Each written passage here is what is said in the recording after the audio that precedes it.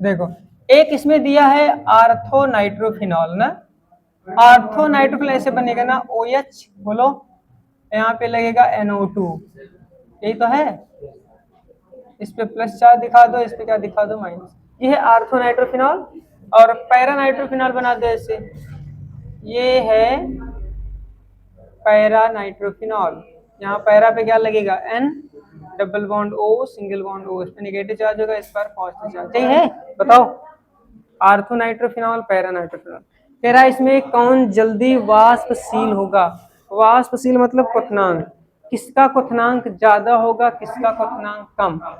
तो देखो याद करो, बताए थे कि जिसमें हाइड्रोजन बॉन्डिंग होती है ना, जो हाइड्रोजन बॉन्ड बनाता है किसके साथ, वाटर के साथ, उसका क्वथनांक ज्यादा होगा।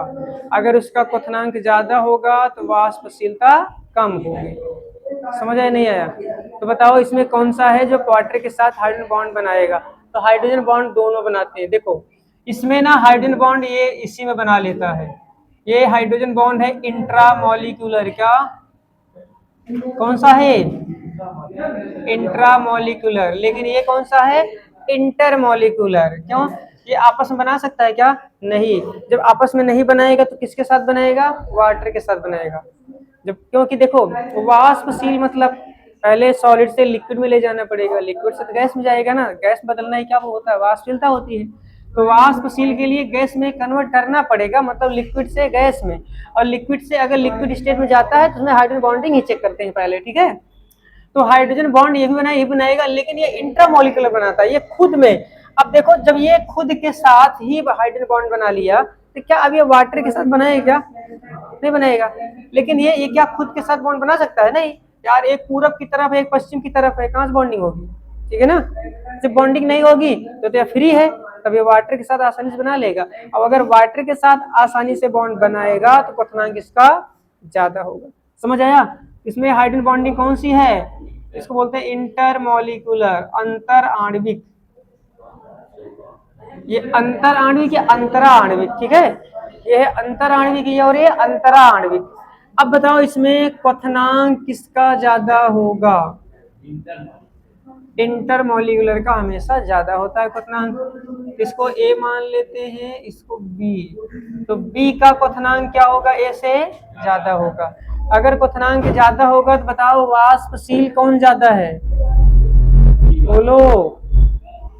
वाष्पशीलता किसकी कम ज्यादा है, ए की वाष्पशीलता, ए की वाष्पशीलता ज्यादा होगी किससे, बी से।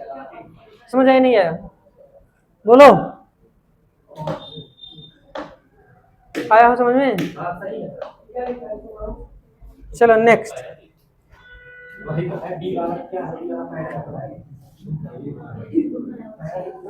चलो क्वेश्चन नंबर 32 क्या बोल रहा है इसमें, आर्थो नाइट्रोफिनॉल और आर्थो क्रिसाल में कौन अधिक अम्लीय है। सबसे ऐसे क्वेश्चन है, सबसे पहले स्ट्रक्चर बनाना आना चाहिए। चलो बताओ तुम, आर्थो क्रिसाल का फॉर्मूला क्या होता है, आर्थो क्रिसाल का फॉर्मूला बताओ, स्ट्रक्चर और फॉर्मूला क्या होता है, बोलो बताओ, तुम बोलो।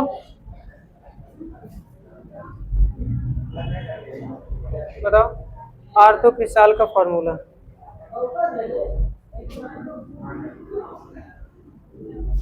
बताओ।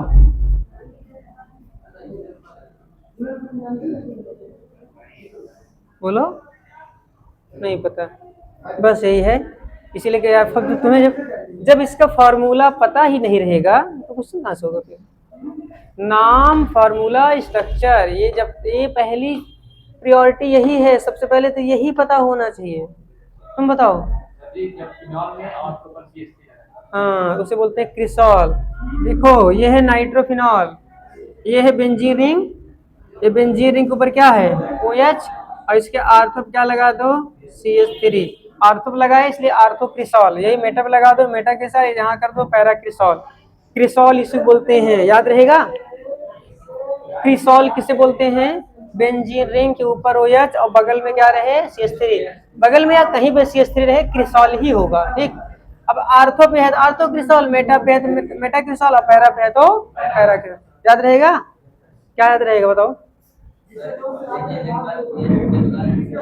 हाँ, बेंजीन रिंग के साथ OH लगा होगा, एक CH3 लगा होगा तो क्रिसॉल होगा वो। अब आर्थो पे है तो आर्थो, मेटा पे है तो मेटा, पैरा पे है तो पैरा। याद रहेगा? बोलो। चलो बताओ अब इसमें कौन ज्यादा अम्लीय होगा। अच्छा बताओ, ये अम्लीय क्यों होते हैं? अम्लीय क्यों होते हैं ये? फिनॉल, ये दोनों अम्लीय हैं, क्यों अम्लीय होते हैं? अम्लीय होने का कारण बताओ। नाम तो इनका अम्ल नहीं है, इनके नाम में अम्ल जैसा कुछ नहीं है, लेकिन फिर भी अम्लीय होते क्यों?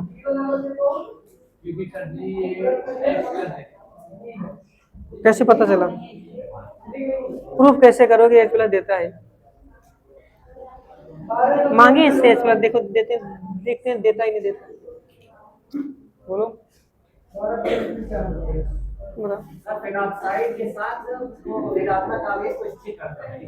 स्थिर करता है। देखो ये H निकालने पर, जब ये H निकालते हैं इस पर निगेटिव चार्ज आता है, बनता है फिनॉक्साइड, और ये बेंजीन रिंग में इन्वॉल्व हो जाता है, रेजोनेटिंग स्ट्रक्चर में इन्वॉल्व होता है, जिसकी वजह से एक स्टेबल कॉम्प्लेक्स या बोल सकते हो, या आयन बोल सकते हो, एक स्टेबल आयन बन जाता है। इसी वजह से ये अच्छा अम्ल माना जाता है, अच्छा अम्ल होता है। समझ आया? तो ये स्टेबल है। अब अगर इस स्टेबिलिटी को कोई बढ़ाने आ गया तो अच्छा अम्ल हो जाएगा।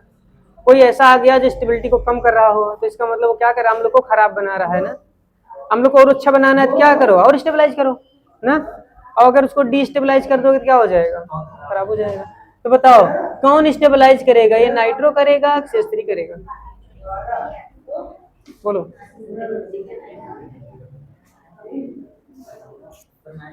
नाइट्रो। कैसे कैसे पता चला कि नाइट्रो ही स्टेबलाइज करेगा? CH3 क्यों नहीं कर सकता?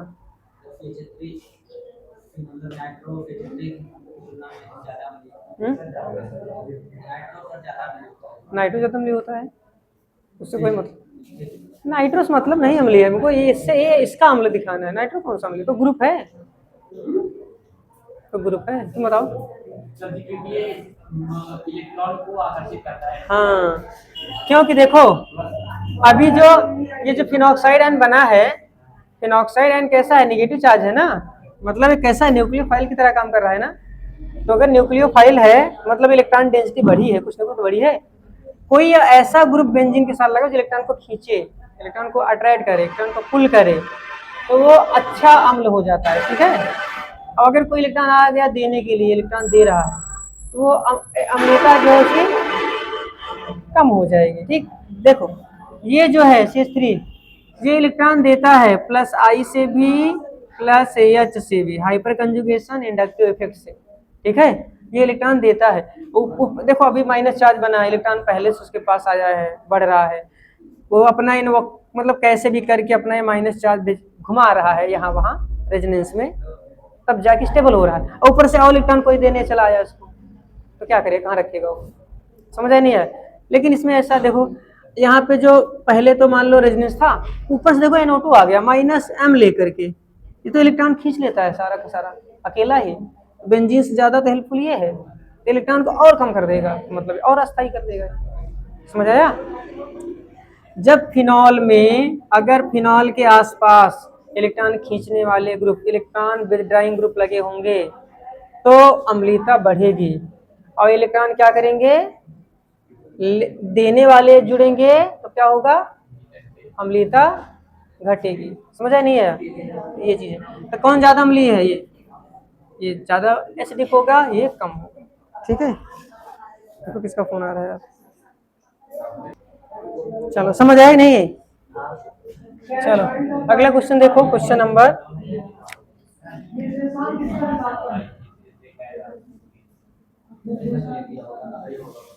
चलो क्वेश्चन नंबर 33।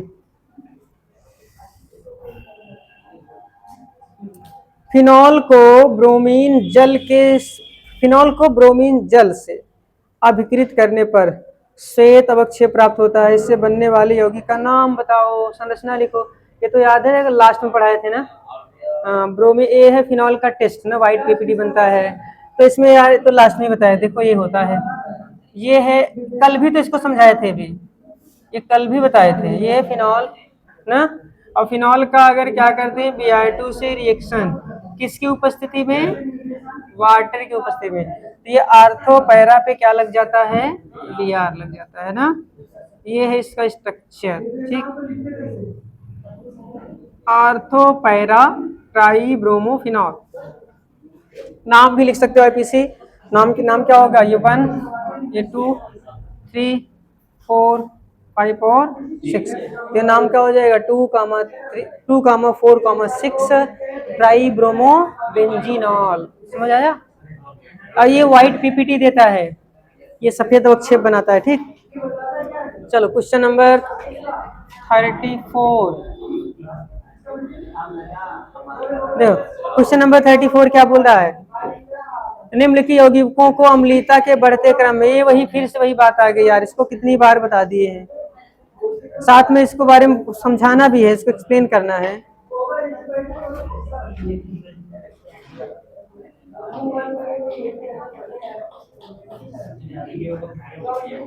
कहाँ गया यार, ओपन करो इसको।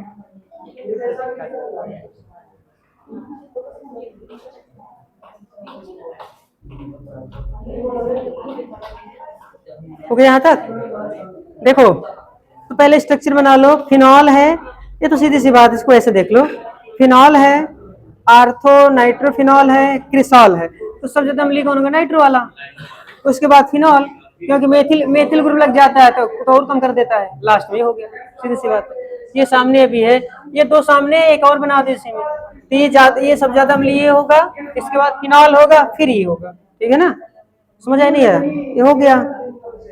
क्वेश्चन नंबर 35, तो लिखना है, लिख लो। पहले होगा ये आर्थो नाइट्रोफिनॉल, सब ज्यादा अम्लीय, उसके बाद कौन होगा, फिनॉल,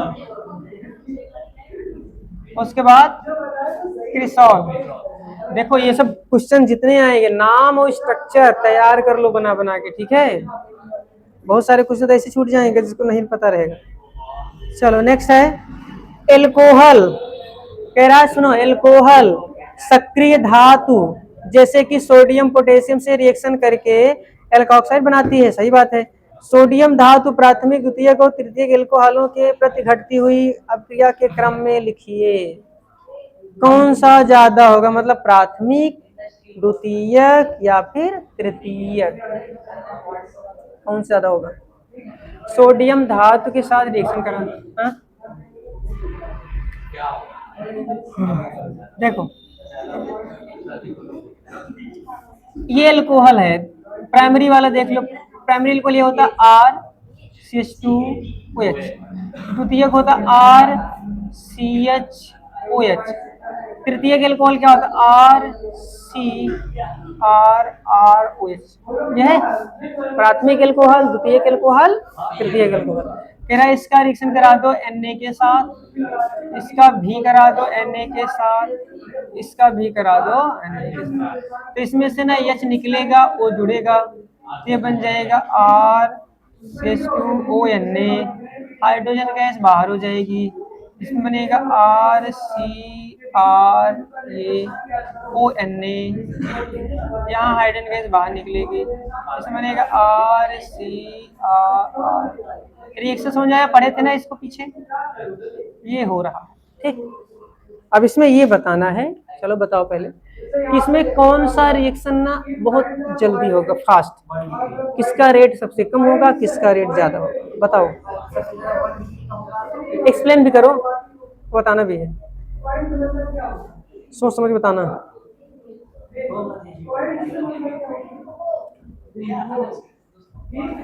तुम बोलो।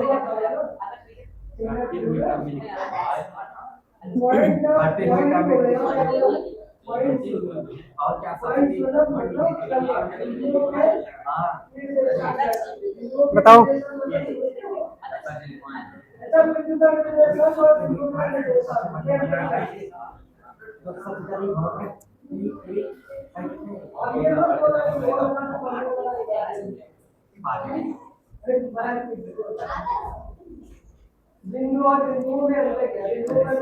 बताओ जल्दी भाई।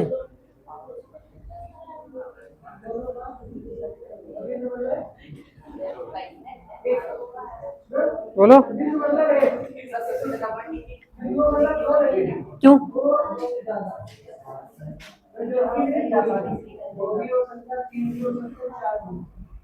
ये क्यों नहीं निकलेगा?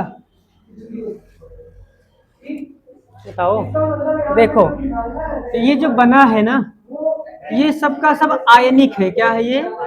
आयनिक है। इसलिए रियल में ऐसे होगा, ये O माइनस होगा, Na प्लस होगा। ये क्या होगा? O माइनस होगा, Na प्लस होगा। ये क्या होगा? O माइनस होगा, Na प्लस होगा। अब ये चेक कर लो कौन ज्यादा स्टेबल है। तो देखो, अगर इसमें स्टेबिलिटी बात करें तो ये ज्यादा स्टेबल है, प्राइमरी सब ज्यादा स्टेबल है। उसके बाद फिर ये सबसे ज्यादा प्राइमरी है, फिर ये सेकेंडरी है, सबसे कम स्टेबल ये है। क्यों? देखो निगेटिव चार्ज बन रहा है ना, यहाँ पे ना एक प्लस आई ग्रुप है, थोड़ा सा इलेक्ट्रॉन बढ़ाएगा। यहाँ दो दो प्लस आई ग्रुप है, इस पे प्लस आई क्या लगेगा? ज्यादा लगेगा। और यहाँ पे तीन तीन प्लस आई ग्रुप है, समझ आया?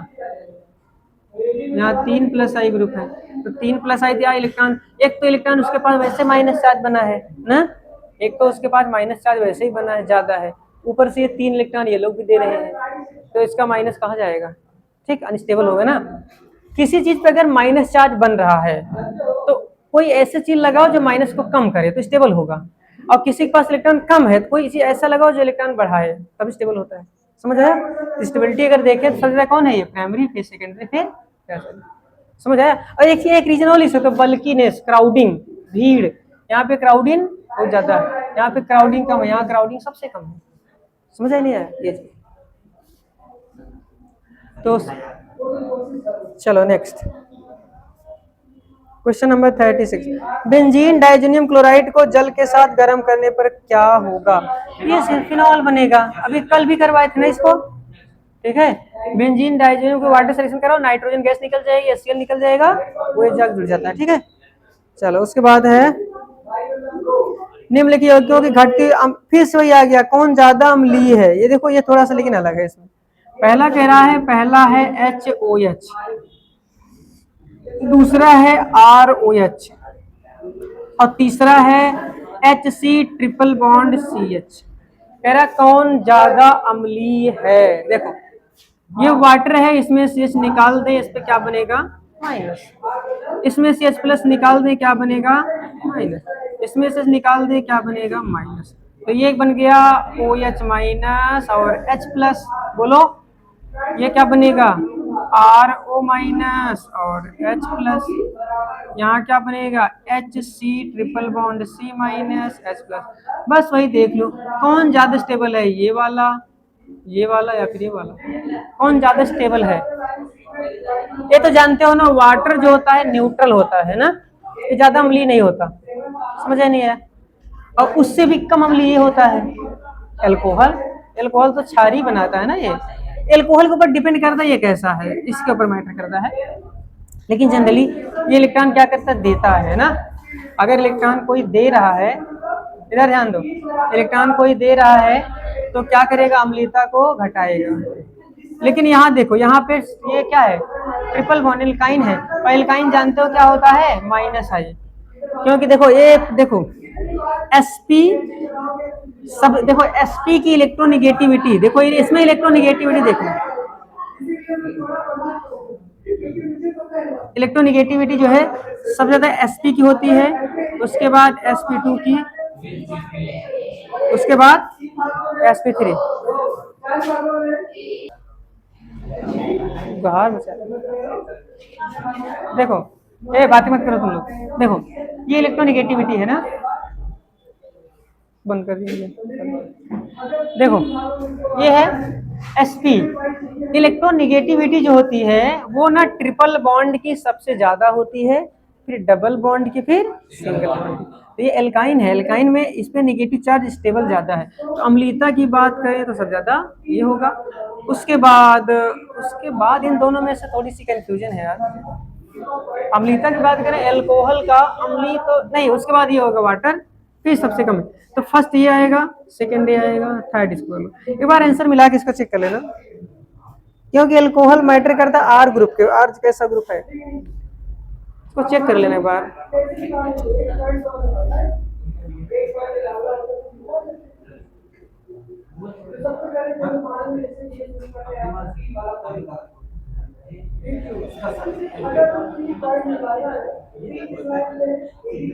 क्वेश्चन क्या था?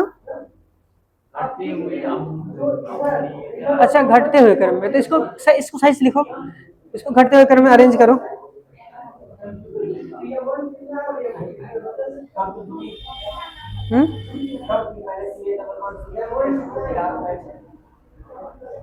वाटर में यार कंफ्यूजन है मुझे थोड़ी सी, वाटर नहीं होगा तो एल्कोहल होना चाहिए, क्योंकि एल्कोहल ना आर ग्रुप पे डिपेंड करता है, आर कैसा ग्रुप है।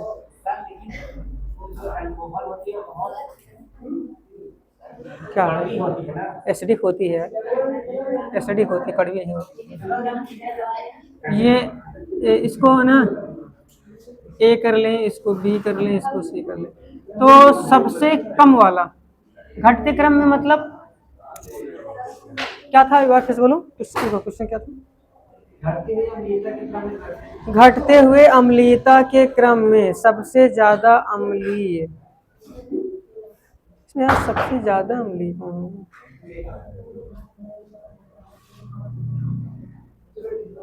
अम्लीयता, अम्ल, ये तो न्यूट्रल है, ये अम्लीय होता है, सबसे ज्यादा अम्लीय यही होगा यार। देखो सी के बाद वाटर होना चाहिए, वाटर होगा, यही लिखो, ठीक है। उसके बाद ए, उसके बाद बी, यही होगा, क्योंकि आर डिसाइड नहीं किया है ना, आर अगर आर जब तक उसमें कुछ दिया नहीं जाएगा तब तक ये नहीं बताया जा सकता।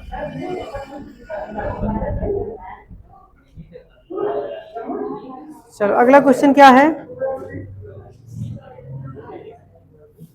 चलो आगे देखो, क्वेश्चन नंबर 38, आगे देखो क्वेश्चन नंबर 38। एथेनॉल के सुक्रोज से किण्वन द्वारा विरेचन में प्रयुक्त होने वाले एंजाइम का नाम और निहित अभिक्रिया, तो बताए थे ना, कौन सा एंजाइम लेते हैं बोलो? जाइमेज, इन्वर्टेज और जाइमेज, बस और कुछ नहीं करना इसमें। Question number 39, propane two all को तृतीय ब्यूटिल अल्कोहल में कैसे परिवर्तित किया जा सकता है, इसको करके दिखाओ। देखो क्या है, प्रोपेन टू ओन, ये है प्रोपेन टू ओन, ठीक। इससे बनाना है क्या, क्या बनाना है? तृतीयक ब्यूटिल अल्कोहल, तृतीयक मतलब ये, इसको करके दिखाओ, चलो इससे बना के दिखाना है इसको करो तुरंत अभी। करना लेते हैं, दुनिया का, इंडिया का सबसे टफेस्ट एग्जाम होता है, नहीं जी, चलो इधर देखो, ये बनाना है, ये बनाना है, ठीक है। तो क्या किया लो, देखिए एक बार कॉपी चेक करें, गलत गलत गलत, कुछ नहीं, इधर ध्यान दो, इधर इधर इधर देखो, इसको करने के लिए क्या करोगे यार, देखो इसमें 1 2 3, इधर देखो कितने कार्बन है, 1 2 3, इसमें 1 2 3 4, एक कार्बन बढ़ा है, और एल्डिहाइड कीटोन से अल्कोहल बना है, तो सीधी सी बात है, इसका क्या कराओगे, जब कोई अल्कोहल से अगर जब किसी एल्डिहाइड कीटोन से अल्कोहल बनाना होता है और साथ में कार्बन वही बढ़ाना हो, उसके लिए बेस्ट मेथड होता है ग्रिगनार्ड रीजेंट, क्या होता है, ले लो, यहाँ पे क्या कर लो, CH3, एक कार्बन हमको और चाहिए ना, ये ले लो CH3 MgCl। अब जानते हैं Mg में पॉजिटिव चार्ज होता है, इस पे नेगेटिव, ये बॉन्ड मूव कर जाएगा, इस पे माइनस आएगा, इस पे प्लस आएगा, ये इस पे अटैक कर देगा, ये क्या ले लेगा Mg, पहले स्टेप में क्या बनेगा, ये यहाँ क्या लगा CH3 ना, और ऊपर क्या आ गया O के पास कौन आया, MgCl, अब इसका वाटर से रिएक्शन करा दो, बस ये निकल गया MgOHCl, ये जाके वहां जुड़ गया, देख लो क्या बन गया, बन गया ना, समझ आया नहीं है, बोलो समझ आई नहीं,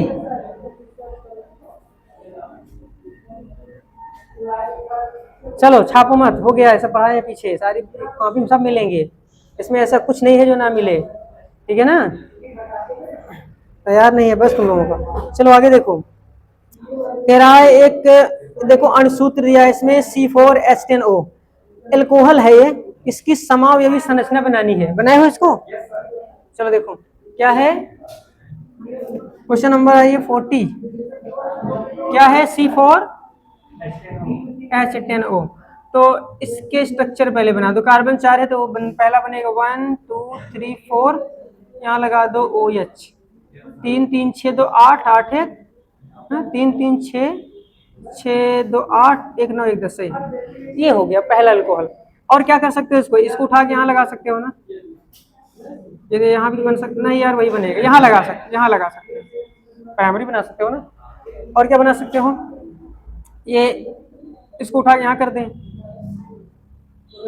एक ये बना सकते हो, और क्या बना सकते, टर्सरी बना सकते हो ना, एक 4 बनेंगे इसके, 4 पॉसिबल है। और कुछ बन सकता है क्या, ईथर भी शायद बन सकता है, ईथर बन सकता है शायद, देखो 3 3 6 6 2 8 2 10 हो गया, ये देखो ईथर ही बन गया। ईथर एक और बन जाएगा, ये देख लो, 3 3 2 5 2 7 3 10, एक ये बनेगा। और क्या बन सकता है, इसको उठा के यहाँ कर दें, टोटल इतने बनेंगे, मतलब 4 3 7 बनेंगे, लेकिन ये 3 कट गए, क्यों, क्योंकि उसने बोला है कि अल्कोहल है, ठीक है ना, उसने क्या बोला है कि अल्कोहल है, ये तो ईथर है ना, अल्कोहल तो है नहीं, अल्कोहल केवल ये 4 हैं, 3 कट गए 4 बच गए।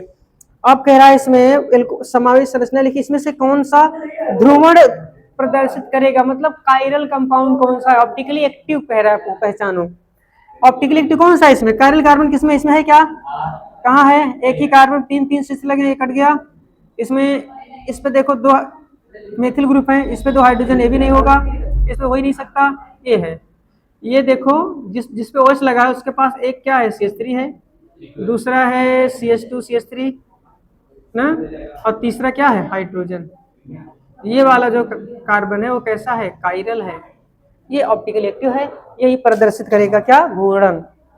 अगर प्लेन पोलराइज लाइट को इसके अंदर से पास करोगे तो लाइट को क्या करेगा, घुमाएगा वो, ठीक है, या तो दाहिने तरफ या तो बाएं तरफ, तो यही होगा नाम इसका, लिख सकते हो क्या, ब्यूटेन टू ऑल। समझ आया नहीं आया, संरचना बन गई है, नाम होगा ब्यूटेन टू ऑल। समझ आया नहीं आया, किए थे इसको, नहीं गलत नहीं था, पूरा नहीं, पूरा ये तो आप देखो कह रहा स्पष्ट करो कि फिनॉल का जो OH होता है एल्कोहल के OH से ज्यादा मजबूती से बंधा होता है, बस सिंपल सी बात वही है, रेजोनेंस। देखो ये है नॉर्मल एल्कोहल एथेनॉल, यहाँ से OH निकालना इजी होता है क्योंकि यहाँ सिंगल बॉन्ड होता है, लेकिन अगर हम C6H5 मतलब बेंजीन रिंग वाला फिनॉल ऐसे होता है ना, लेकिन इसका OH निकालना कठिन है, क्यों, क्योंकि रेजोनेंस की वजह से यहाँ क्या कौन सा बॉन्ड आता है, डबल बॉन्ड है। यहाँ OH का बॉन्ड ऑर्डर जो होता है वो 1 होता है, यहाँ पे जो बॉन्ड ऑर्डर होता है 1.5 होता है, 1.5 नहीं है, 1.4 के आसपास आएगा, हाँ 1.4 के आसपास रहता है, ठीक, क्योंकि ये कई जगह है ना, 1 2 3 4 जगह बटा है। अब 1 को 4 से डिवाइड करो कितना आएगा, 0.25, तो लगभग वही 1.23 लिख सकते हैं, 1.3 बॉन्ड ऑर्डर मतलब कुल मिला के ये सिंगल बॉन्ड है, यहाँ पर यहाँ केवल सिंगल बॉन्ड है, लेकिन यहाँ पे डबल बॉन्ड कैरेक्टर जनरेट होता है, ठीक, तो मजबूत होगा ना, डबल बॉन्ड सिंगल बॉन्ड ज्यादा मजबूत होता है, बस यही करना था इसमें। और स्पष्ट कीजिए फिनॉल में नाभिक रागी प्रतिस्थापन अपक्रिया सामान्यतः बहुत अधिक क्यों नहीं होती, कह रहा है जब इसका न्यूक्लियोफिलिक सब्स्टिट्यूशन कराते हैं तो अच्छा नहीं होता है, क्यों, तो देखो ये तो यार शुरू में ही बता दिए हैं, ये है फिनॉल, हाँ ये घूमता है जिसकी वजह से इस पर क्या जनरेट होते हैं, नेगेटिव चार्ज, जिसकी वजह से ये कैसा काम करता है, न्यूक्लियोफाइल की तरह। तो जब ये खुद न्यूक्लियोफाइल की तरह है तो रिएक्शन न्यूक्लियोफिलिक उतना अच्छा क्यों देगा, समझ आया, क्योंकि अगर न्यूक्लियोफिलिक रिएक्शन देना होता, अगर न्यूक्लियोफिलिक रिएक्शन देता कब, जब ये इलेक्ट्रोफाइल की तरह काम करता तब, ठीक है। और OH को निकाल के कर सकते हैं, क्योंकि देखो न्यूक्लियोफिलिक देता है, लेकिन वो देखो नॉर्मली नहीं देता। देखो जितने रिएक्शन होते हैं हाई टेम्परेचर, हाई प्रेशर और कैटलिस्ट वगैरह लेते हैं ना, तब जाके देता है। OH देता है ना, OH हटा के वहां लगा सकते हो, ठीक। लेकिन OH को हटाना थोड़ा सा क्या होता है, ज्यादा कठिन होता है, क्योंकि वहाँ डबल बॉन्ड का कैरेक्टर होता है, इस वजह से। तो यही वजह है, ठीक। एल्कीनों के एल्कोहलों से विरचन में एल्कीन के कार्बन परमाणु पर इलेक्ट्रॉन, नहीं किया उसके आगे, बस करें क्या, चलो एक दो और है देख लो यहाँ, तो 45 तक देखो। कह रहा एल्कीन के एल्कोहल से विरचन, एल्कोहल से एल्कीन बनाना है, बना लोगे, बना के दिखाओ। एल्कोहल से एल्कीन, हाँ हाँ, कैसे करोगे, होता क्या है इसमें, तो पहले कराते हैं, देखो। एल्कोहल से एल्कीन, एल्कोहल ये है CH3 CH2OH, अगर इसको H2SO4 की प्रेजेंस में गर्म कर दें ना, तो बन जाता है ये CH2 डबल बॉन्ड CH2, ये होता वाटर निकल जाता है, निकलता है वाटर। लेकिन इसकी मैकेनिज्म क्या होती, होता कैसे, देखो। सबसे पहले ये एसिड है ना, तो ये अपना H+ देगा उधार, किसको, एल्कोहल को। एल्कोहल के पास लोन पेयर है, जानते हो, इलेक्ट्रॉन रिच है, कैसा काम करता है, न्यूक्लियोफाइल की तरह। अब ये न्यूक्लियोफाइल अटैक किस पे करेगा, प्रोटॉन पर, H+ पर। तो ये जो एल्कोहल है ये बन जाएगा CH3 CH2 OH2+ बन गया। अभी तक OH ना निकलने से आनाकानी कर रहा था, निकल नहीं रहा था, मैं बोला निकलूंगा नहीं। लेकिन जब ये एसिड, मतलब एसिड जब H+ दे दिया, तब बोला अब यहाँ से निकलना आसान है, क्यों, क्योंकि अब मैं वाटर बन सकता हूँ, ठीक है ना। तो अब ये क्या हो जाएगा, ऐसे बाहर हो जाएगा, ठीक। वाटर क्या हो गया, बाहर। तो वाटर जब बाहर हो जाएगा तो क्या बनाएगा, ये CH3 CH2+। अब जब प्लस आया तब कार्बन को दुख हुआ, अरे यार मेरे पास तो इलेक्ट्रॉन की कमी हो गई, अब मैं क्या करूं, एक काम करता हूं, हाइड्रोजन को बाहर निकाल देता हूं, ठीक है ना। तो हाइड्रोजन को क्या करेगा, धक्के मार के बाहर खदेड़ देगा, ये डबल बॉन्ड यहाँ आ जाएगा, अब बन जाएगा क्या, ये CH2 डबल बॉन्ड CH2, ऐसे होता है। ये इसकी मैकेनिज्म है, ठीक है ना, समझ। अब इसी, क्योंकि जो क्वेश्चन आया था, जब तक मैकेनिज्म नहीं पता होगी इसका आंसर नहीं, क्योंकि देखो क्वेश्चन में क्या बोला था, कह रहा एल्कीनों से एल्कोहल, एल्कीनों के एल्कोहलों से विरचन में एल्कीन के कार्बन परमाणु पर, इधर ध्यान दो, कह रहा है जब एल्कोहल से एल्कीन बनाओगे तो जो एल्कोहल है उसके कार्बन परमाणु पर, एल्कीन के कार्बन परमाणु पर, यार क्या बोला उल्टा पुल्टा है, एल्कीनों के एल्कोहल से विरचन में एल्कीन के कार्बन परमाणु पर, अच्छा एल्कीन का नहीं, तो मिस्टेक किया यार, एल्कीन तो बाद में बनेगा ना, चलो वही समझ लो, एल्कीन के कार्बन परमाणु पर इलेक्ट्रॉन रागी आक्रमण होता है, इसके क्रिया विधि बताओ। इलेक्ट्रॉन रागी मतलब इलेक्ट्रॉन स्नेही, इलेक्ट्रॉन स्नेही, हाँ हाँ, ये ऐसे समझ सकते हो, इलेक्ट्रॉन स्नेही मतलब ये देखो, इलेक्ट्रॉन की जरूरत वाला, यार इसमें थोड़ा सा उल्टा पुल्टा बोला है। एक तो ये इलेक्ट्रॉन स्नेही है ना, बोलो, नहीं नहीं, ये इलेक्ट्रॉन स्नेही, इलेक्ट्रॉन पहला स्टेप जो है वो इलेक्ट्रॉन स्नेही है, दूसरा स्टेप जो है वो तो एलिमिनेशन हो रहा है, तीसरे में तो ये तो रीअरेंजमेंट मान लो या एलिमिनेशन हो रहा है हाइड्रोजन का, ये इसमें यही हो सकता है, ये तो दोनों देता है। फिर अगर देखो कोई ना इलेक्ट्रॉन की कमी वाला आया, हाँ ठीक है सही है, इलेक्ट्रॉन इसलिए है, इसके लिए पूछ रहा है।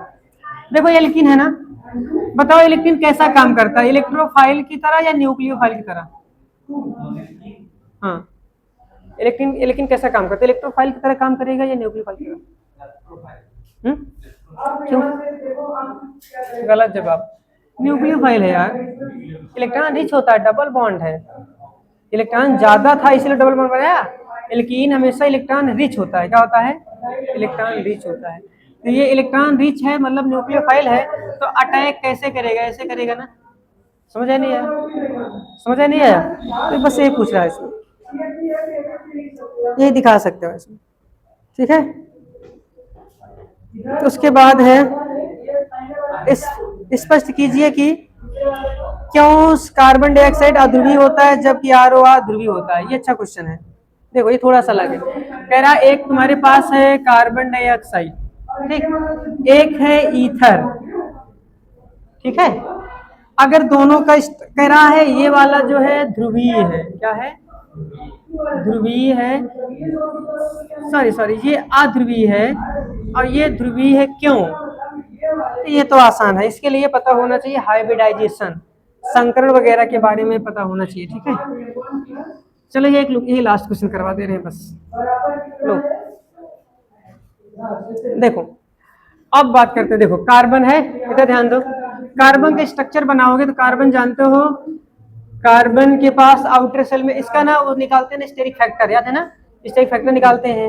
अगर आता है कितना 2 तो sp3 है, तो sp ऐसे ना, sp2 4 है तो sp3 ऐसे होता है। तो कार्बन का बनाओगे क्या आता है, sp2 आएगा, सॉरी इसमें sp आएगा, क्योंकि कार्बन के आउटर में 4 इलेक्ट्रॉन है।